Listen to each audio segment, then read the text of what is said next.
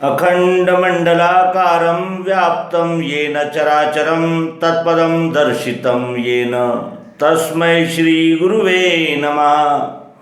अज्ञानान्धस्य लोकस्य ज्ञानाञ्जनशलाकया चक्षुरुन्मीलितं येन तस्मै श्रीगुरुवे नमः।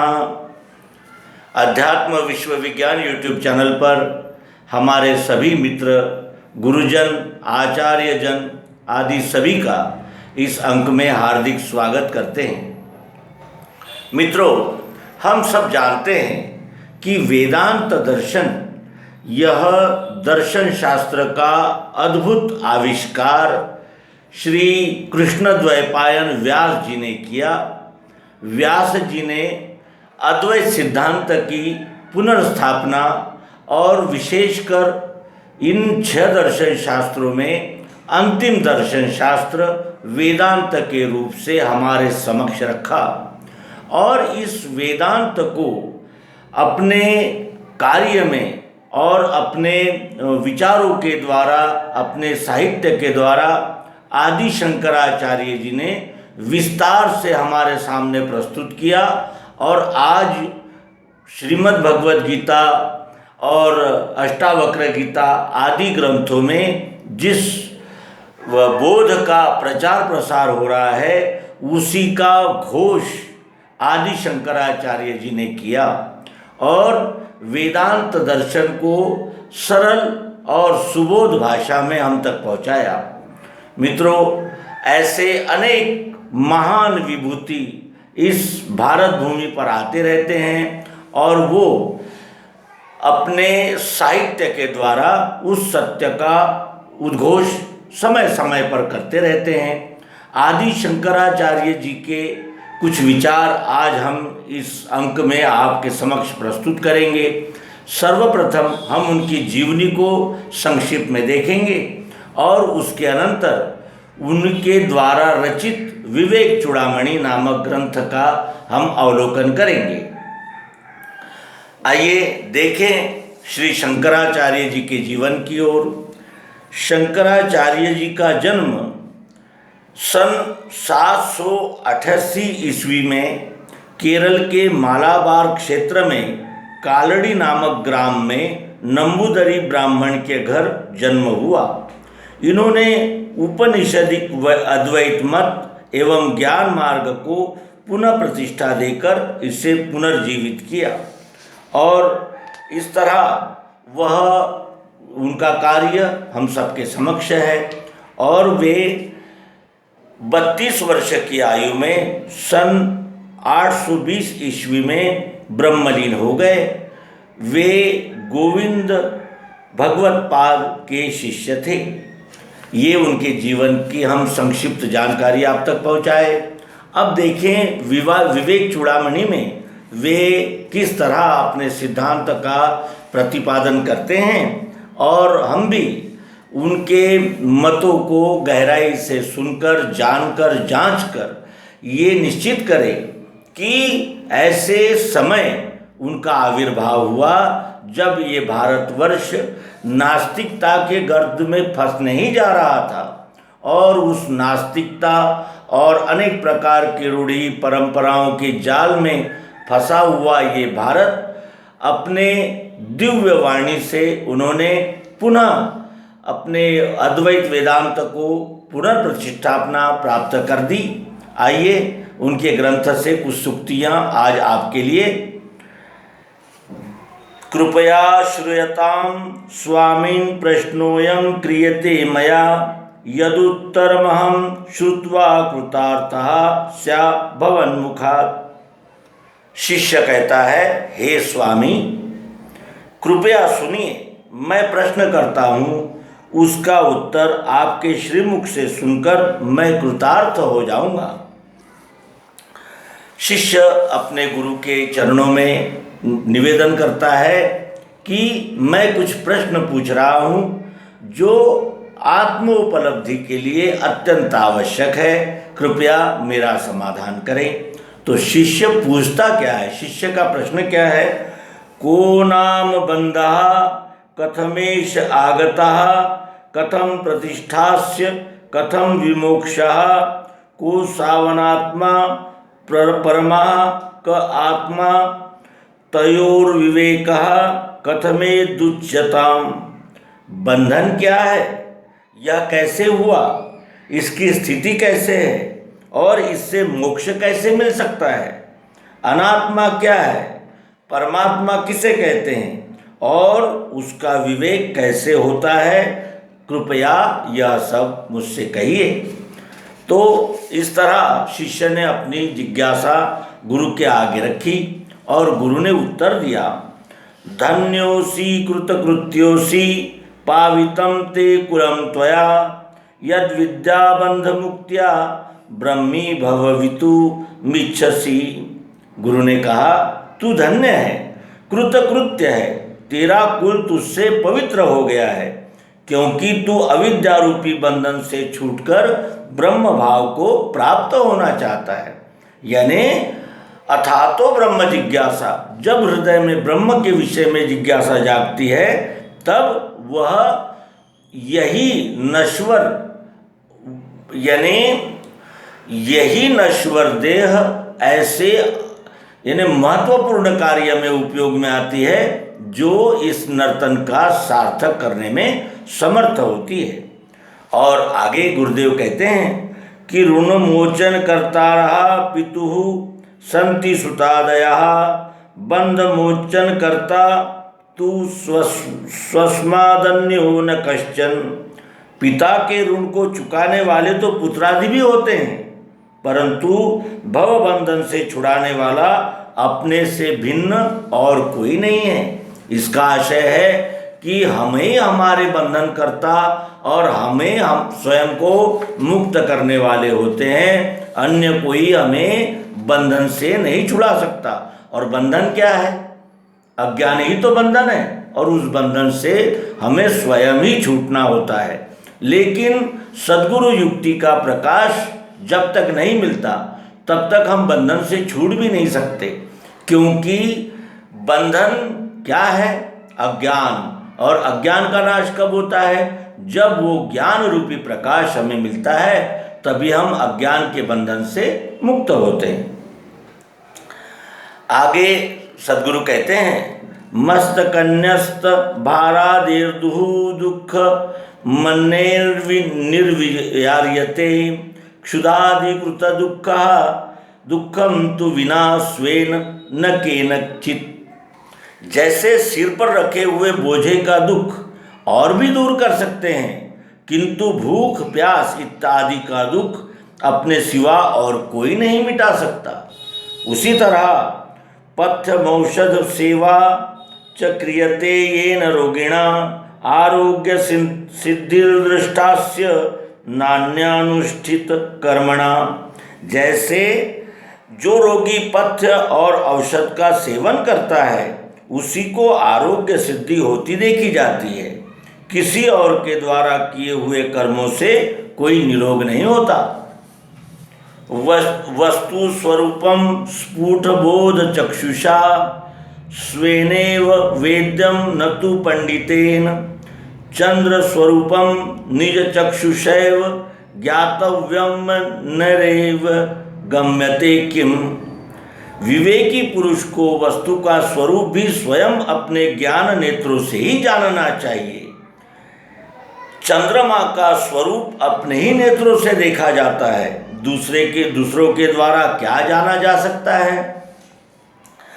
अविद्या काम कर्मादि पाशबंधम विमोचितुम कहा शक्नुया द्विनात्मानं कल्पकोटिशतैरपि।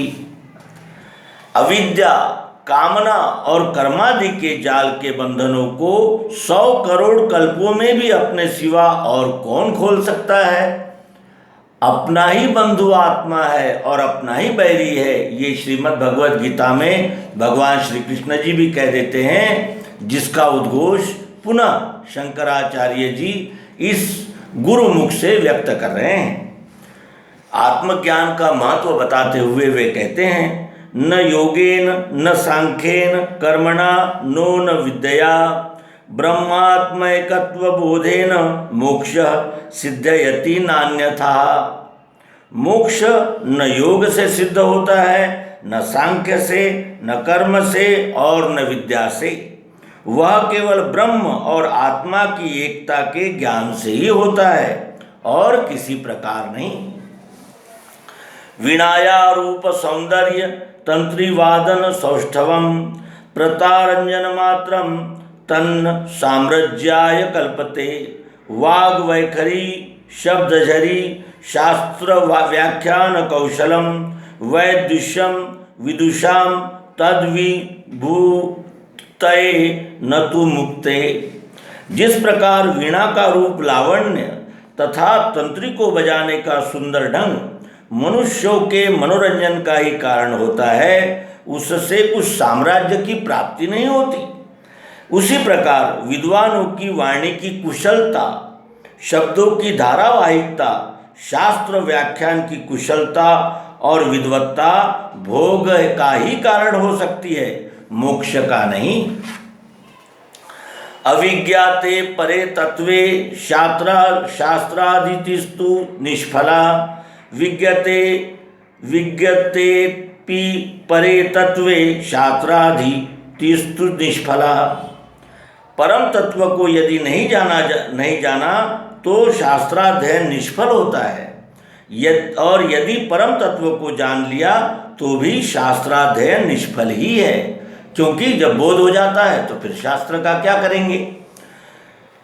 शब्दजालम महारण्यम चित्र भ्रमण कारणम अतः प्रयत्नाज्ञातत्वम तत्वज्ञेस्तत्वमात्मनः।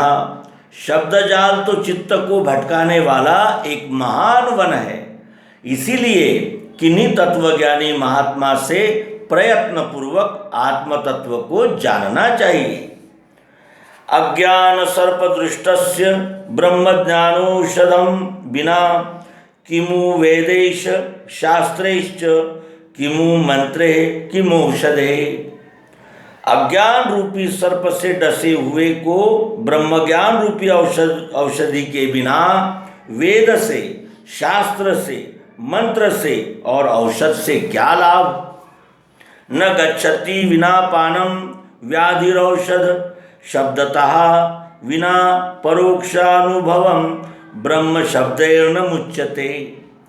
औषध को पिए बिना केवल औषध शब्द के उच्चारण मात्र से रोग नहीं जाता, इसी प्रकार अपरोक्षानुभव के बिना केवल ब्रह्म ब्रह्म कहने से कोई मुक्त नहीं हो सकता।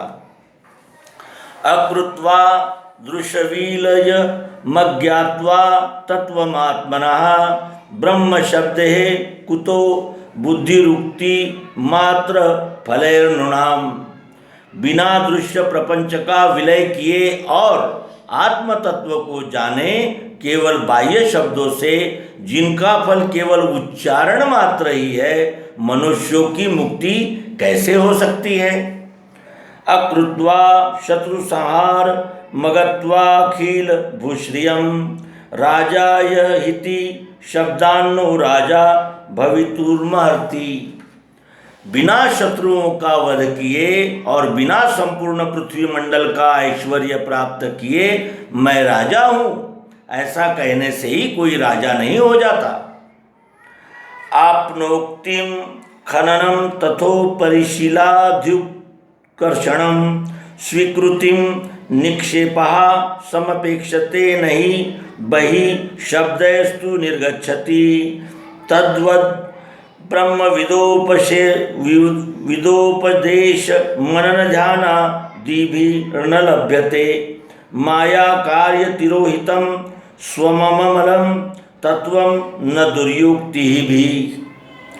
पृथ्वी में गड़े हुए धन को प्राप्त करने के लिए जैसे प्रथम किसी विश्वसनीय पुरुष के कथन की और फिर पृथ्वी को खोदने, कंकड़ पत्थर आदि को हटाने तथा प्राप्त हुए धन को स्वीकार करने की आवश्यकता होती है, कोरी बातों से वह बाहर नहीं निकलता, उसी प्रकार समस्त माइक प्रपंच से शून्य निर्मल आत्म तत्व भी ब्रह्मविद गुरु के उपदेश तथा उसके मनन और निधि ध्यान आदि से ही प्राप्त होता है, थोती बातों से नहीं।